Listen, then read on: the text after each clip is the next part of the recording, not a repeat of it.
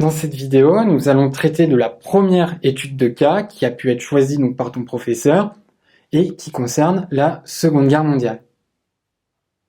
Maintenant, pour ceux qui ont traité la première étude de cas sur les mémoires de la Seconde Guerre mondiale, nous allons étudier un sujet type de dissertation, les historiens et les mémoires de la Seconde Guerre mondiale. Grâce à ton cours, tu as pu te rendre compte qu'entre 1945 et aujourd'hui, plusieurs mémoires ont émergé et que les historiens ont adopté différentes positions face à ces mémoires. Et donc tout l'intérêt du sujet qu'on se propose d'étudier ici est de souligner cette relation entre le travail des historiens et ces différentes mémoires donc, qui ont émergé successivement depuis 1945.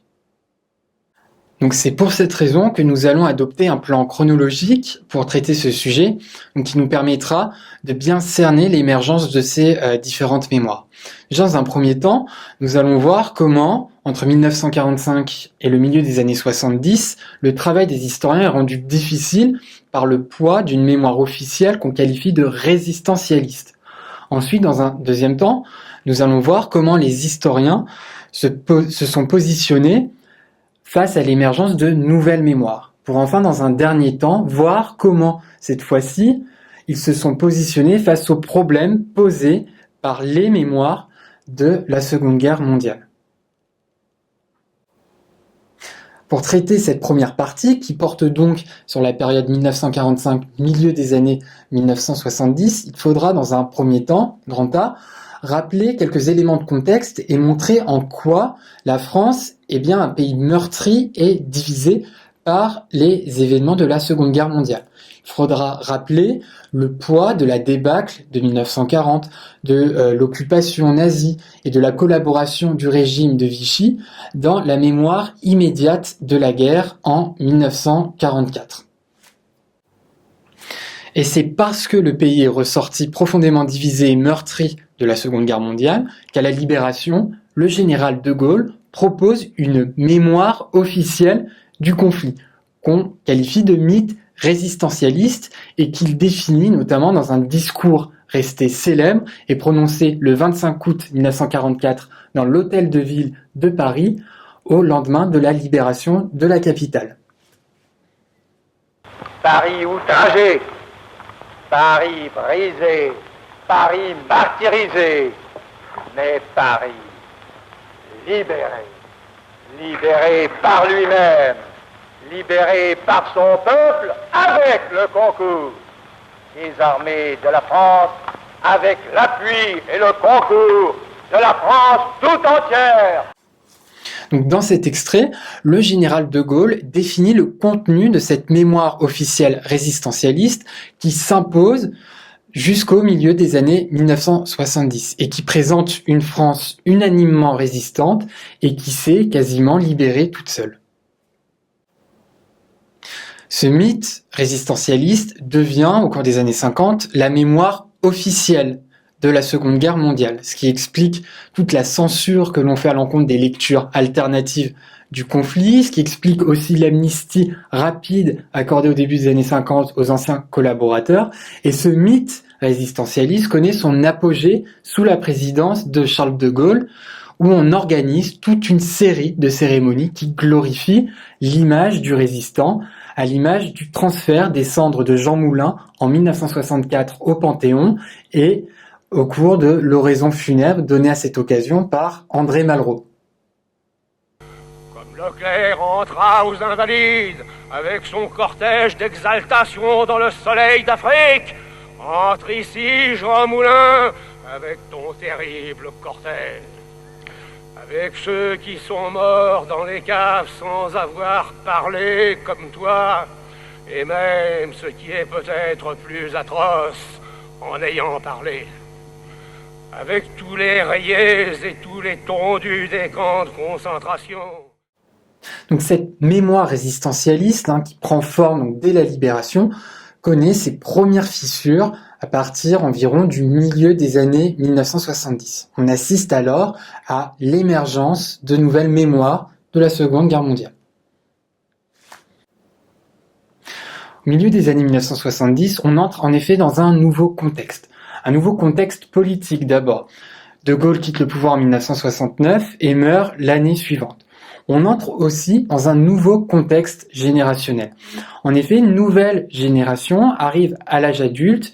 c'est une nouvelle génération qui n'a pas connu la guerre et qui est donc moins sensible aux mythes résistentialistes de leurs parents et qui est donc plus encline à écouter des voix discordantes, comme celle de Marcel Ophuls qui sort un documentaire retentissant en 1971, Le chagrin et la pitié.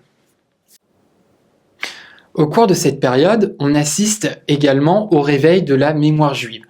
grâce notamment à la mobilisation de certains porte-parole de cette communauté, qui portent à la connaissance du grand public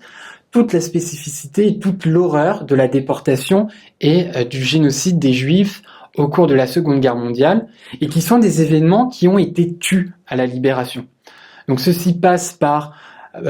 exemple, le procès de certains dignitaires nazis, comme Adolf Eichmann, qui est jugé en Israël dès 1961, par l'action des époux Klarsfeld, qui commencent à cette époque leur traque des anciens dignitaires nazis, ou à la réalisation de certains documentaires qui frappent particulièrement l'opinion publique, à l'image du documentaire Shoah de Claude Lanzmann, qui sort dans les salles en 1985. Donc le réveil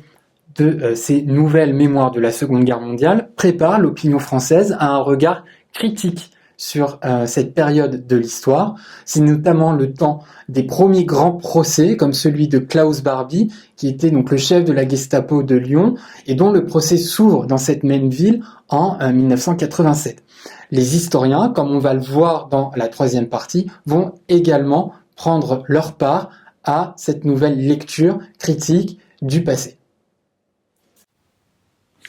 Alors, au tournant des années 80 et 90, l'existence de mémoires différentes de la Seconde Guerre mondiale pose cependant un certain nombre de problèmes face auxquels les historiens, en général, vont adopter différentes positions. Alors, dans une première sous-partie, il faudrait revenir sur un propos un peu plus général et notamment sur la fameuse opposition entre mémoire et histoire sur laquelle nous avons travaillé en introduction à ce thème.